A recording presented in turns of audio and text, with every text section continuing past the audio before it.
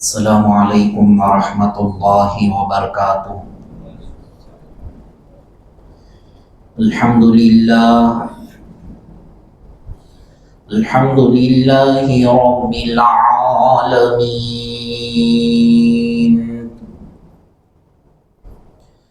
والعاقبۃ للمتقین،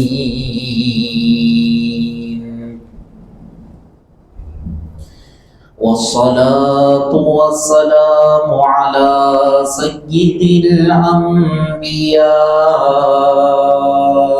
والمرسلين،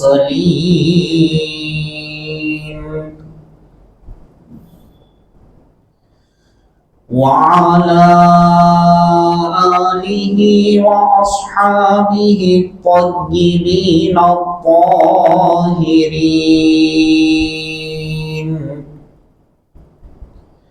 أشهد أن لا إله إلا الله وحده لا شريك له، وأشهد أن سيدنا ونبينا ومولانا محمدا عبده ورسوله، صلی اللہ علیہ وعلى آلہ وأصحابہ وأزواجہ وذریاتہ وعلماء ملتہ وأولیائہ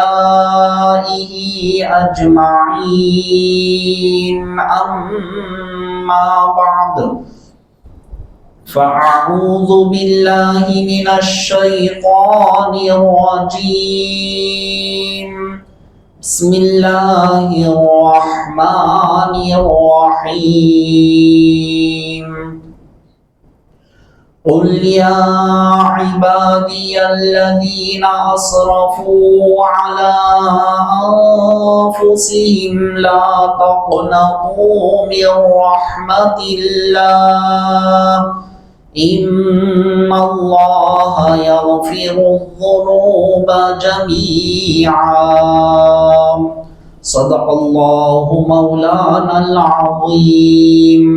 وقال تعالى في شان حبيبه، إن الله وملائكته يصلون على النبي، يا أيها الذين آمنوا صلوا عليه وسلموا تسليما۔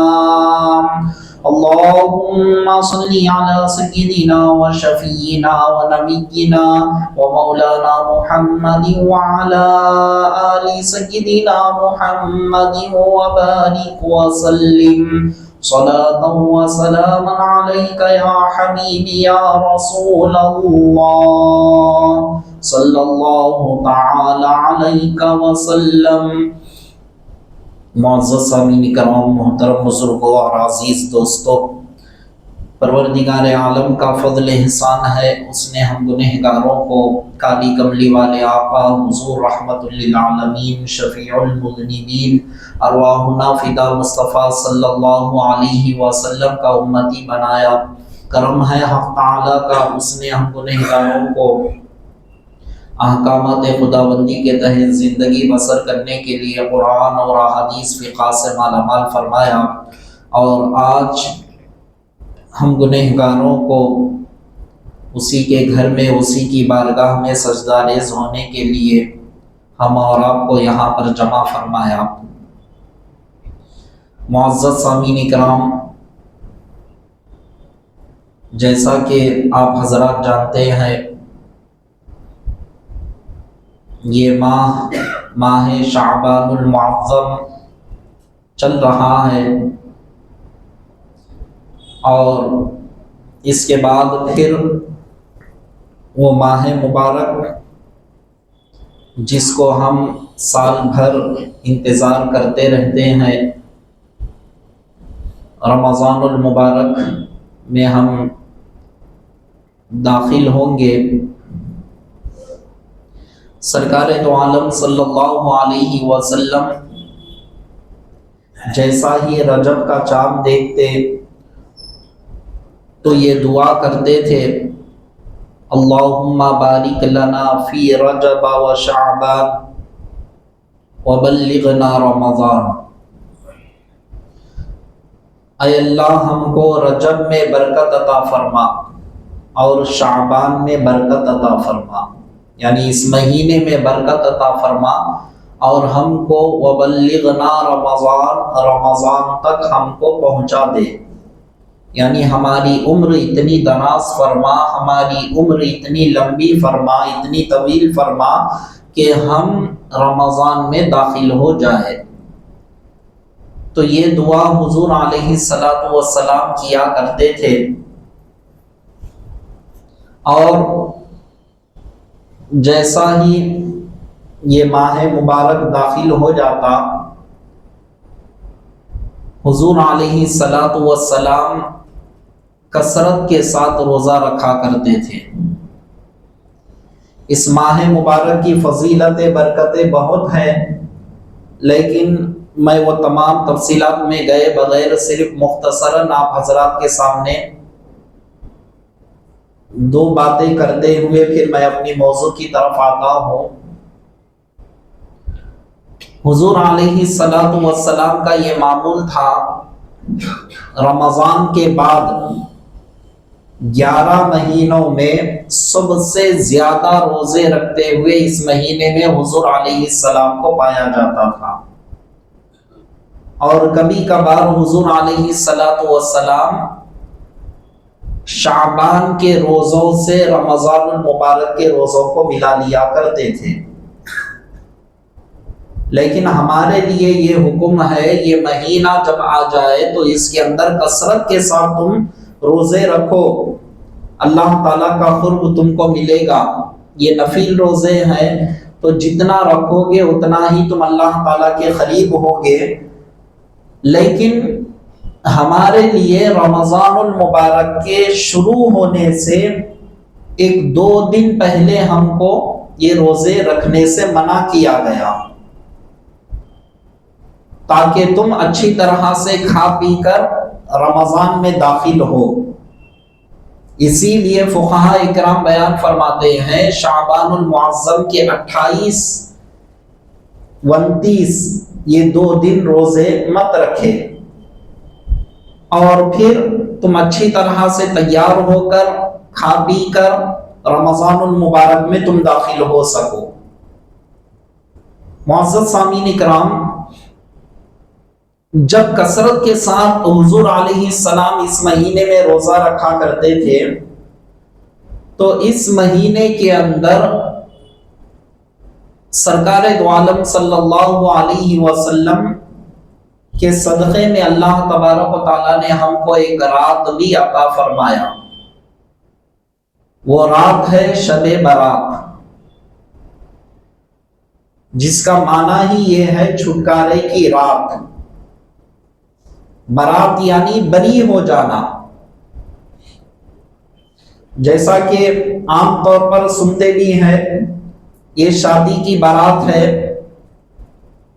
تو وہاں پر برات کیا معنی ہے کہ دلہا اب سے کیا ہے، جس سے اس کا نکاح ہو رہا ہے وہ اس کے لیے آزاد ہے، یعنی اب تک اس کو دیکھنا کرنا اس کے لیے منع تھا، وہ اس کے لیے حلال ہو گئی۔ تو برات کے معنی ہی وہ ہے جس سے ہم کو چھٹکارا، کس سے چھٹکارا؟ جہنم سے چھٹکارا اللہ تبارک و تعالیٰ عطا فرماتا ہے۔ لیکن وہی رات پر اگر ہم بات کریں، بہت سارے پہلو اس کے ہیں، فضائل کے، اس کے تمام برکتوں کے، لیکن ان میں سے اللہ تبارک و تعالیٰ خاص طور پر جو ہم روایتوں کو سنتے ہیں، علی مرتضیٰ کرم اللہ وجہ الکریم سے روایت کو، اللہ تبارک و تعالیٰ جیسا ہی سورج ڈوب جاتا ہے تو پہلے آسمان پر نزول اجلال فرماتا ہے، یعنی اللہ تبارک و تعالیٰ کے خاص رحمت توجہات پہلے آسمان سے بندوں پر ایسے ہونے لگتی ہے کہ اس کی خاص رحمتوں کے ذریعے سے اللہ تبارک و تعالیٰ پہلے آسمان سے یہ آواز دیتا ہے بندوں کو، ہے کوئی مغفرت کا طلبگار، میں اسے بخش دوں، ہے کوئی رزق میں کشادگی چاہنے والا، میں اس کے رزق میں کشادگی عطا کر دوں، ہے کوئی آفات و بلیات سے، مصیبتوں سے، پریشانیوں سے چھٹکارا چاہنے والا، میں اسے آفات و بلیات سے، مصیبتوں سے میں اسے عافیت بخش دوں۔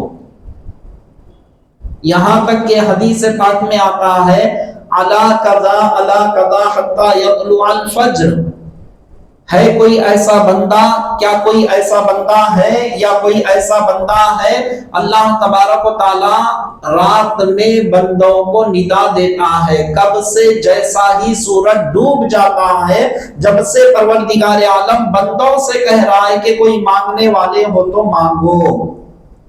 کب تک؟ یہاں تک کہ فجر کا وقت جب آ جاتا ہے تو فجر کا وقت تک اس کے لیے یہ صدائیں بلند ہوتے رہتی ہے۔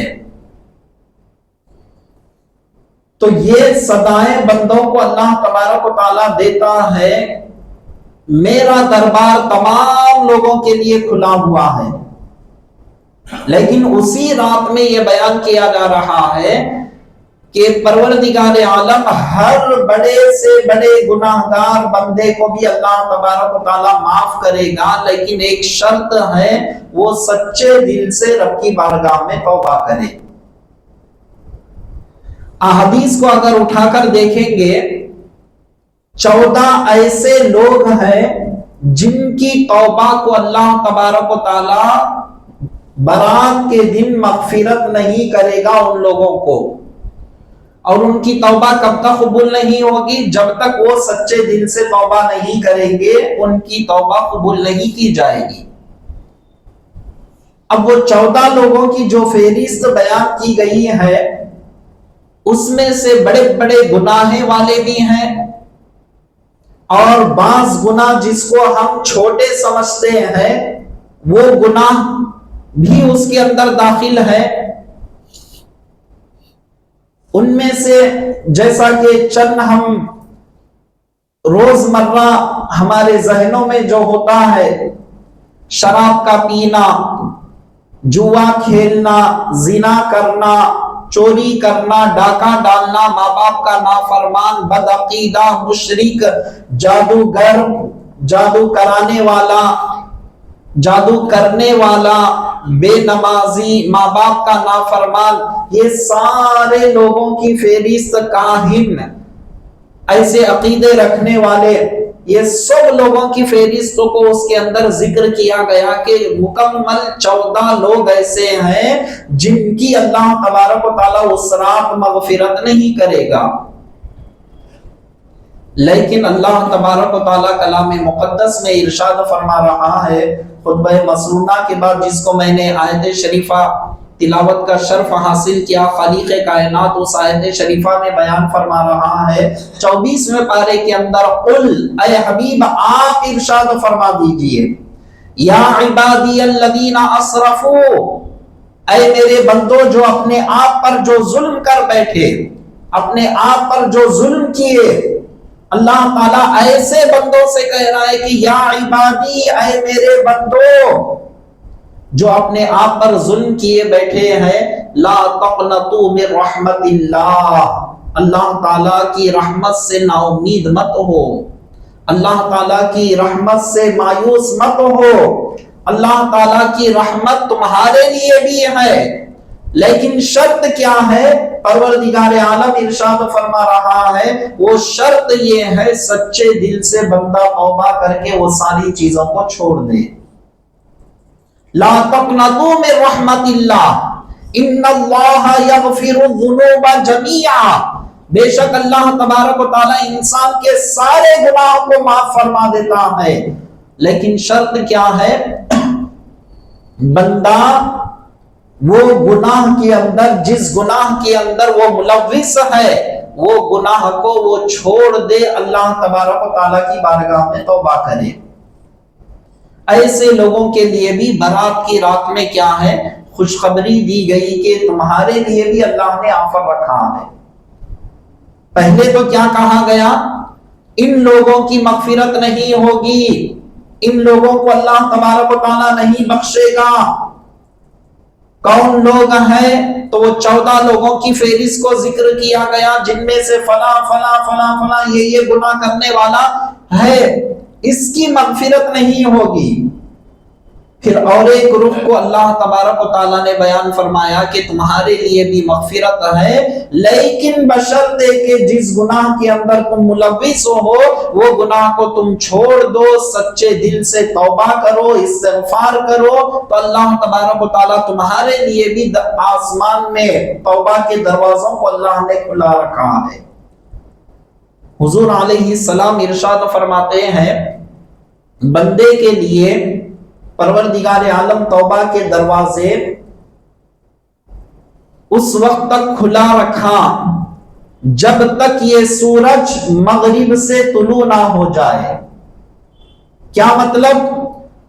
قیامت جب تک قائم نہ ہو جائے جب تک انسان کے لیے توبہ کے دروازے کھلے ہیں، لیکن وہ قیامت تو بعد میں آئے گی۔ انسان کے لیے قیامت کب ہوگی؟ جب اس کی روح نکل جائے گی، تبھی اس کی زندگی ختم۔ اب حدیث پاک میں آتا ہے فرعون جب ڈوب رہا تھا تو کیا کہنے لگا؟ آمنت بربی موسیٰ و ہارون، میں موسیٰ اور ہارون کے پروردگار عالم پر ایمان لاتا ہوں۔ کب کہنے لگا؟ ساری زندگی موسیٰ علیہ السلام اس کو سمجھاتے رہے خدائی کا دعویٰ چھوڑ دے، تو خدا نہیں ہے، تجھ کو بنانے والا خدا ہے، ساری کائنات کو بنانے والا پروردگار عالم ہے، ساری کائنات کو رزق دینے والا پروردگار عالم ہے۔ وہ خدا کی شان تو وہ ہے جو مشرق سے سورج کو نکالتا ہے، مغرب میں سورج کو ڈباتا ہے۔ وہ پروردگار عالم ہے جو انسان کو زندہ بھی رکھتا ہے، مارتا بھی ہے۔ ایسی قدرتوں والا پروردگار عالم ہے، لیکن اس نے نہیں سنا، زندگی بھر خدائی کا دعویٰ کرتا رہا۔ جب ایمان والوں کا تعاقب کرتے ہوئے پیچھے جانے لگا، ایمان والوں کو ختم کر دے، ایمان والوں کے سروں کو تن سے جدا کر دے، ان کا خاتمہ کر دے، ناپاک ارادہ لے کر جب جانے لگا، اللہ تبارک و تعالیٰ نے حکم دیا کہ اے موسیٰ اپنے عصا کو پانی پر مارو۔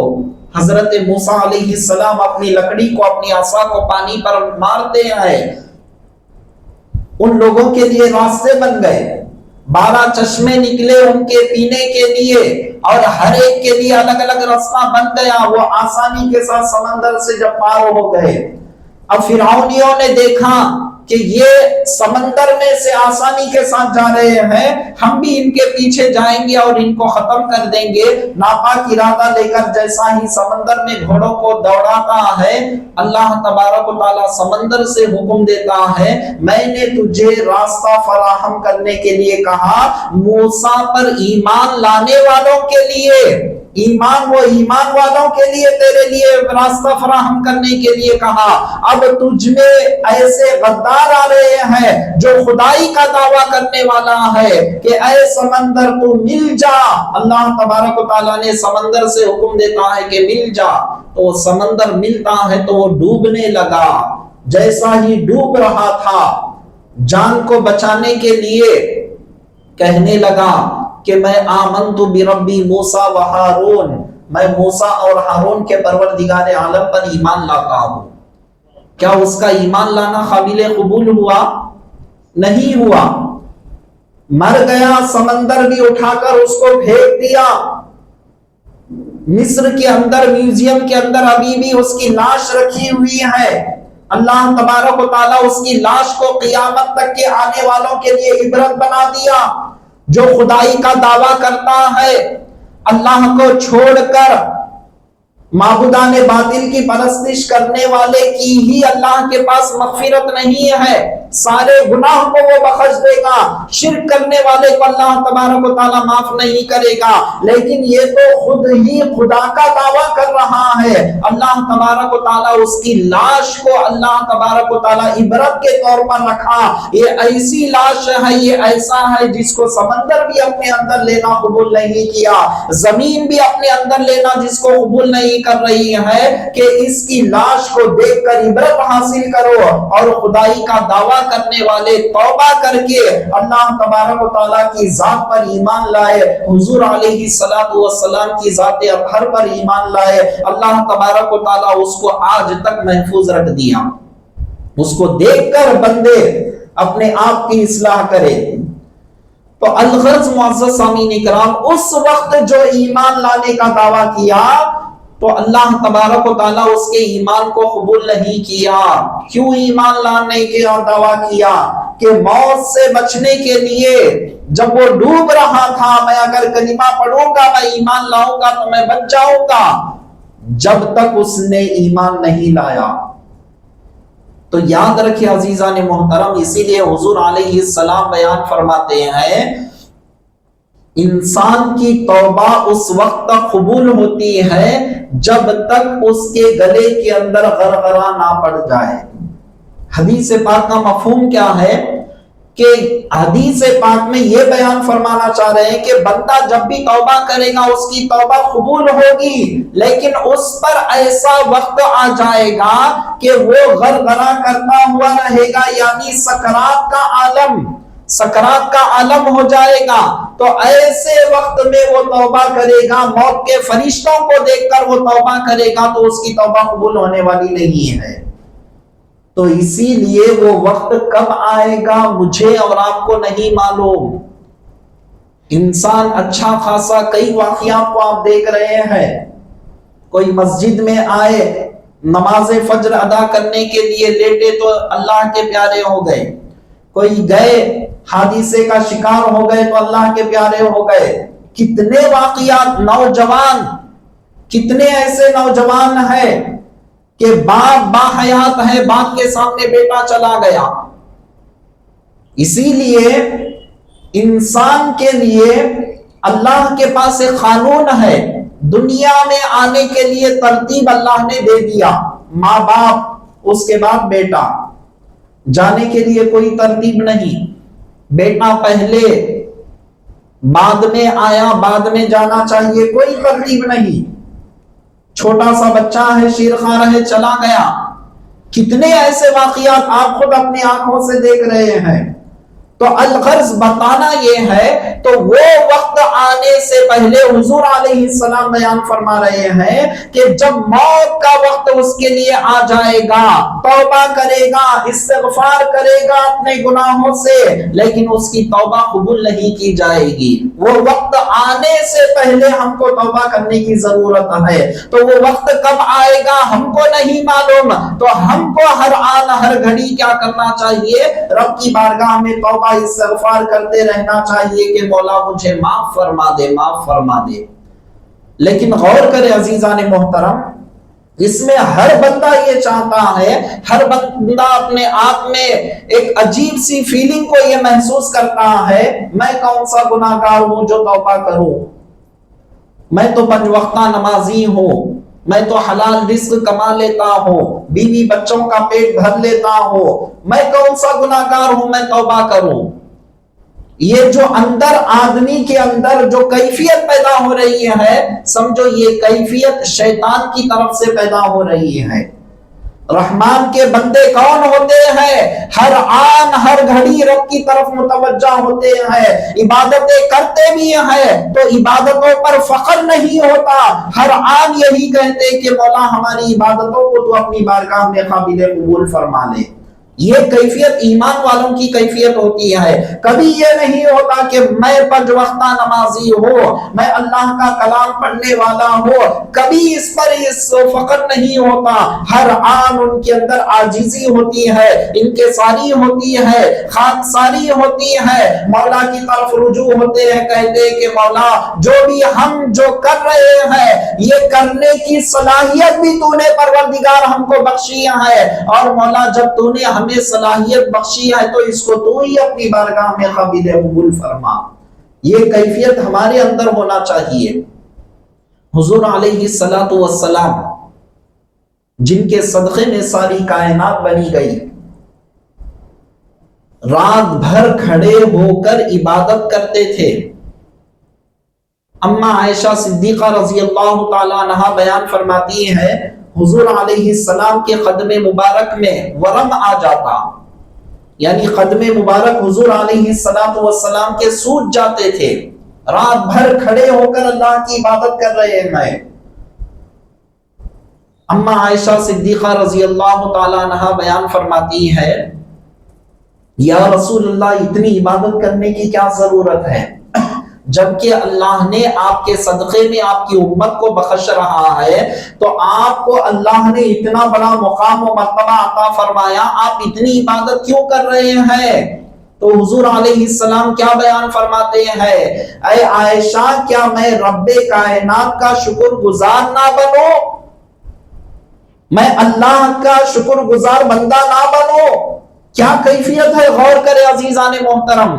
اتنا سب کچھ ساری کائنات آپ کے صدقے میں بنی گئی ہے، آپ کا کلمہ پڑھیں گے تو جنت ملے گی ہم کو کہا جا رہا ہے، آپ کے نقش قدم پر چلنے سے ہماری دنیا اور آخرت ہم کو سنور جائے گی یہ کہا جا رہا ہے. جن کے قدم مبارک کی دھول اگر ہم بن جائے تو ہم دنیا اور آخرت میں کامیاب ہو جائیں گے، یہ ہمارے لیے خوشخبری دی جا رہی ہے. وہی رسول مکرم کیا ارشاد فرما رہے ہیں، کیا میں پروردگار عالم کا شکر گزار بندہ نہ بنوں؟ میں اس کی شکر گزاری کر رہا ہوں. تو ہم کو کس طرح سے کرنا چاہیے عزیزان محترم؟ ذرا غور کرے.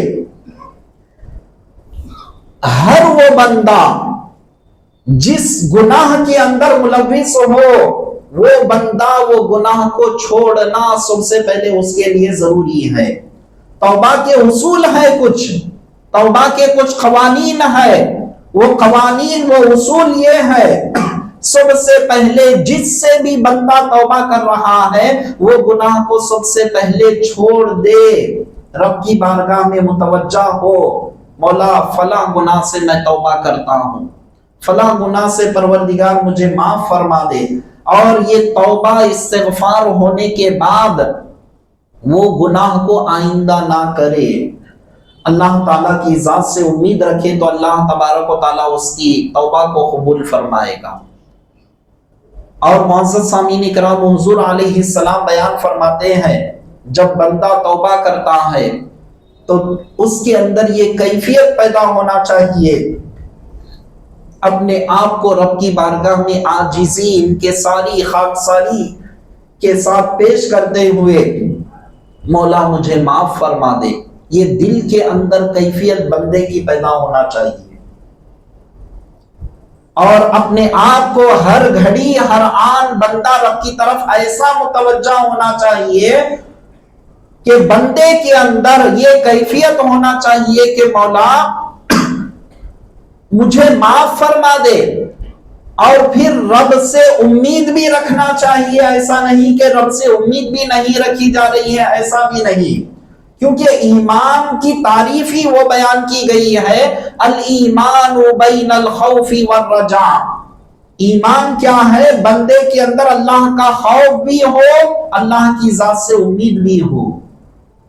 خوف بھی بندے کے اندر ہے کہ مولا مجھے اگر معاف نہیں کرے گا تو میں جہنم کا ایندھن بن جاؤں گا، اگر پروردگار عالم مجھے معاف نہیں کرے گا تو قبر مجھے نہیں چھوڑے گی، قبر مجھے دبا دے گی، قبر کے عذابات کا سامنا کرنا پڑے گا، قبر میں طرح طرح کے عذابات ہوں گے. اللہ تبارک و تعالیٰ کا خوف بھی ہمارے دل کے اندر، اور پھر خوف ہونے کے ساتھ ساتھ اللہ تعالیٰ کی ذات سے امید بھی ہونا چاہیے کہ مولا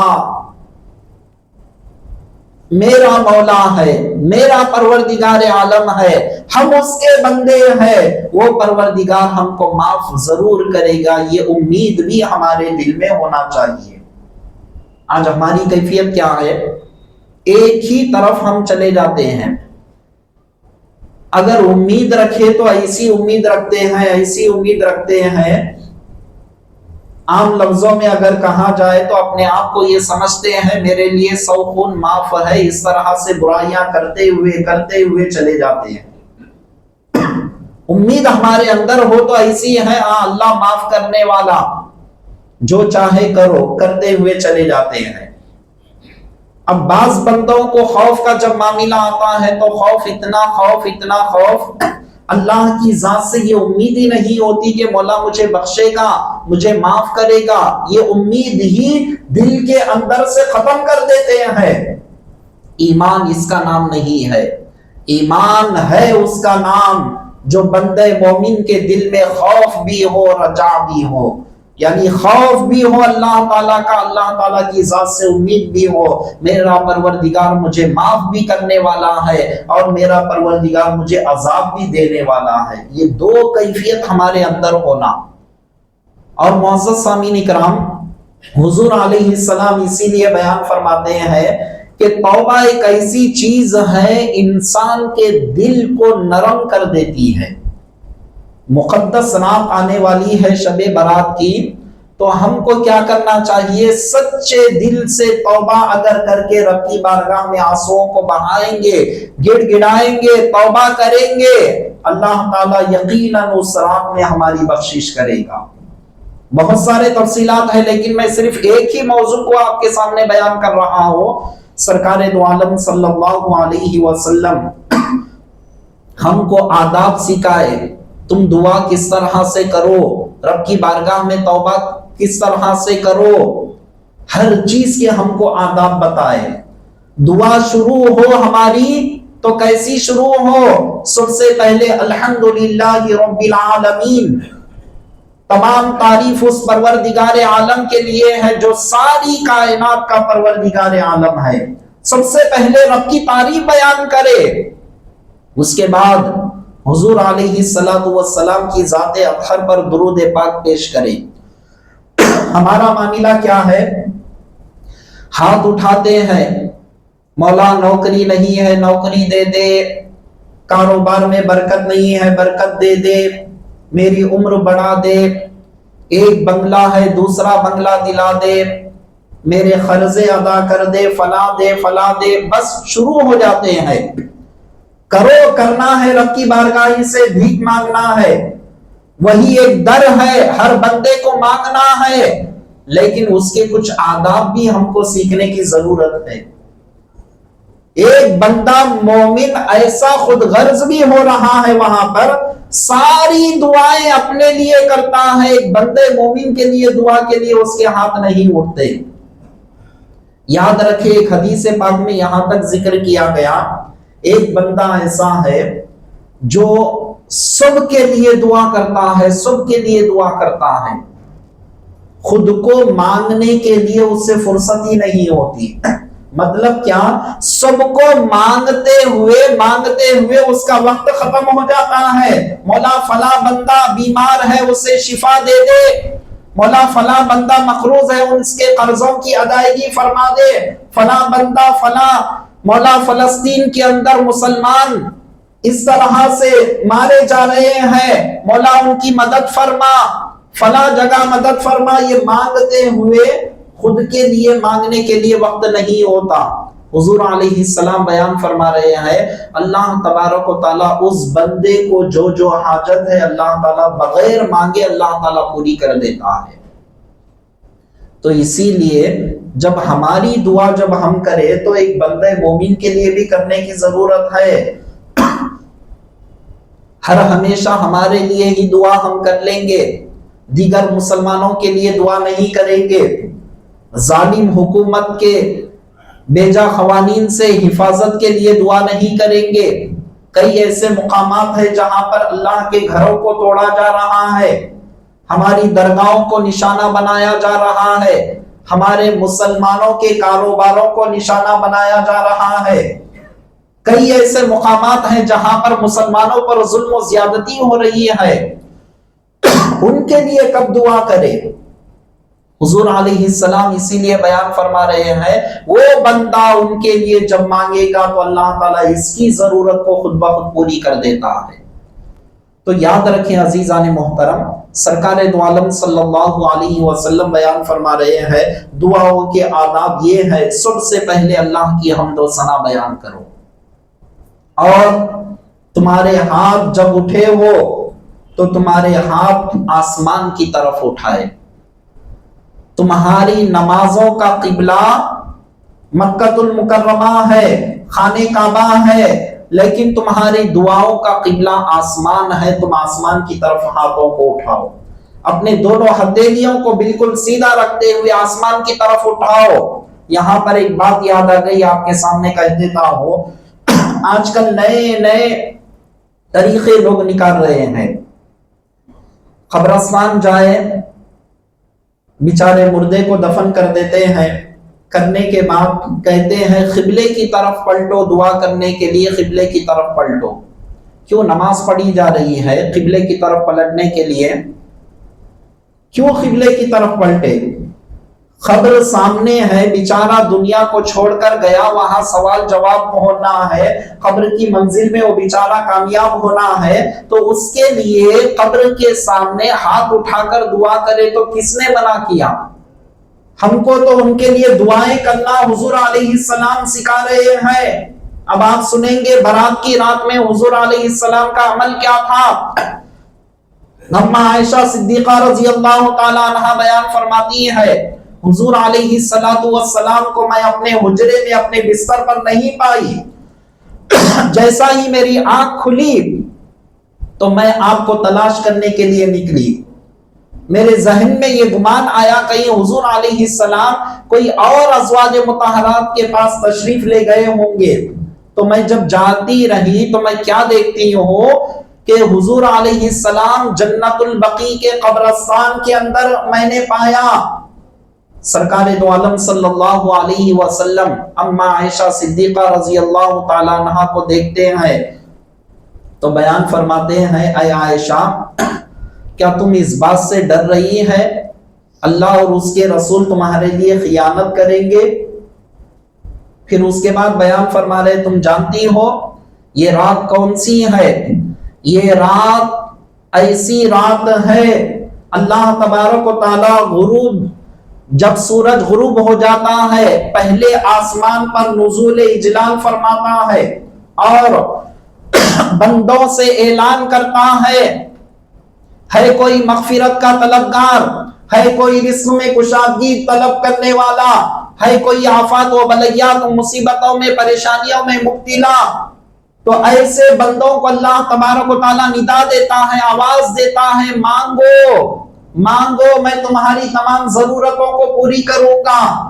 اس کے بعد سرکار دو عالم صلی اللہ علیہ وسلم بیان فرماتے ہیں، آج کی رات وہ رات ہے اے عائشہ، قبیلے بنو کلب کے بکریوں کے بالوں سے بھی زیادہ اللہ تبارک و تعالیٰ تمہاری مغفرت فرمائے گا، امت کو بخش دے گا، جہنم سے آزاد کر دے گا۔ کیا مطلب؟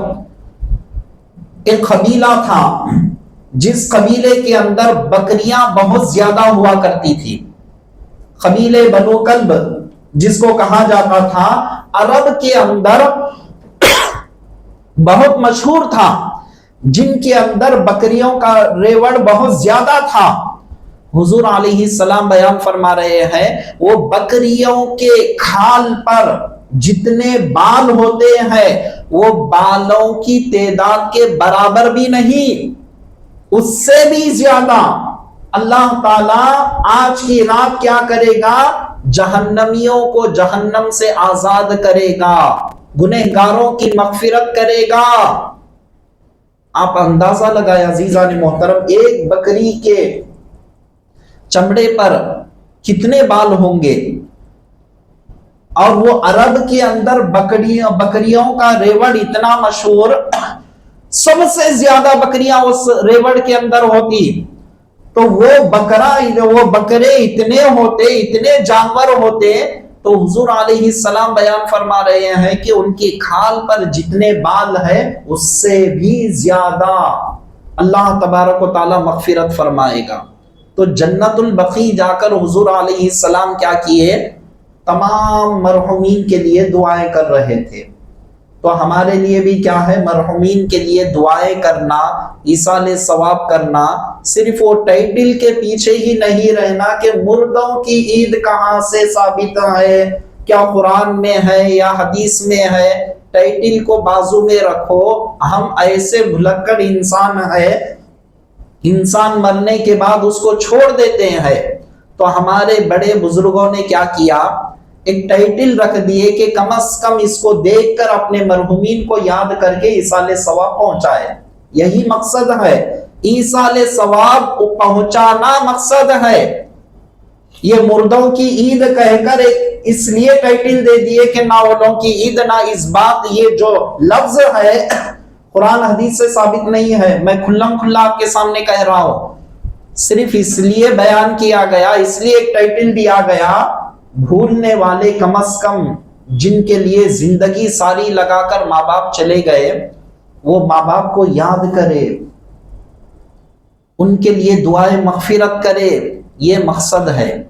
اور عزیزان محترم آپ دیکھیں گے روایتوں میں آتا ہے، اس سے پہلے جمعہ کے موقع پر بھی میں نے کہا، اللہ تعالیٰ جمعے کی رات کو مرحومین کو اللہ تبارک و تعالیٰ اجازت دیتا ہے، وہ اپنے گھروں میں آتے ہیں اور آ کر دہلیز میں رہ کر دیکھتے ہیں، ساری کیفیت کو دیکھتے ہیں۔ اگر ایصال ثواب ان کو کریں گے تو خوش ہوتے ہوئے نصیحت کرتے ہوئے چلے جاتے ہیں، اگر ان کو بھول گئے تو کہتے ہیں کہ ہم کو مت بھولو، ساری زندگی تم کو خوش کرنے کے لیے ہم لگا چکے ہیں، ہمیں مت بھولو، کچھ تو ایصال ثواب کرو۔ وہ کہتے ہیں، مایوسی کے ساتھ وہ لوٹ جاتے ہیں۔ تو ہمارے مرحومین کو بھی ہم نہیں بھولنا ہے، اور خاص طور پر اس رات میں قبرستان کو بھی جانا ہے، مرحومین کے لیے بھی دعائیں مغفرت کرنا ہے، اور وہ رات ہمارے لیے سچے دل سے رب کی بارگاہ میں توبہ کرنا ہے۔ حضور علیہ السلام کیا بیان فرمائے؟ اللہ کی حمد و ثنا، درود پاک، دعا، پھر آخر میں حضور علیہ السلام پر درود پاک پڑھیں گے تو اللہ تعالیٰ اس دعا کو قبول فرما لیتا ہے۔ ورنہ حدیث پاک میں کیا آتا ہے، جس دعا کے اول و آخر میں درود پاک نہ ہو، یعنی پہلے اور لاسٹ میں درود پاک نہ ہو، وہ دعا زمین و آسمان کے درمیان میں معلق رہتی ہے، یعنی زمین و آسمان کے درمیان میں لٹکی ہوئی ہوتی ہے، آسمانوں پر نہیں جاتی۔ یہ دعاؤں کی آداب ہے۔ اور بندہ اپنے آپ کو شرمسار ہو کر عاجزی ان کے ساری کے ساتھ رب کی بارگاہ میں جب توبہ کرے تو وہ گناہ کو ہمیشہ کے لیے چھوڑ دے، رب کی بارگاہ میں توبہ کرے گا، یقیناً جو برات کی رات آنے والی ہے، اللہ تعالیٰ جو 14 لوگوں کا ذکر کیا ان میں سے اگر ہم ہو وہ گناہ سے توبہ کریں گے، اللہ تعالیٰ بیان کر رہا ہے، لا تقنطوا من رحمت اللہ، میری رحمت سے نا امید مت ہو، ان اللہ یغفر الذنوب جميعا، بے شک پروردگار عالم سارے گناہوں کو معاف فرمانے والا ہے۔ اللہ تعالیٰ کی بارگاہ میں دعا ہے کہ پروردگار عالم کہنے والوں کو، سننے والوں کو، ہر دونوں کو عمل کی توفیق عطا فرما، جو کچھ بھی کہا گیا سنا گیا عمل کی توفیق عطا فرما، توبتاً نصوحا، سچی توبہ ہم سب کو کرنے کی توفیق عطا فرما۔ واسطہ سرکار دو عالم صلی اللہ علیہ وسلم کا، وصلی اللہ تعالی وسلم علی خیر خلقی سیدنا محمد وعلی آلہ واصحابہ اجمعین، والحمد للہ رب العالمین۔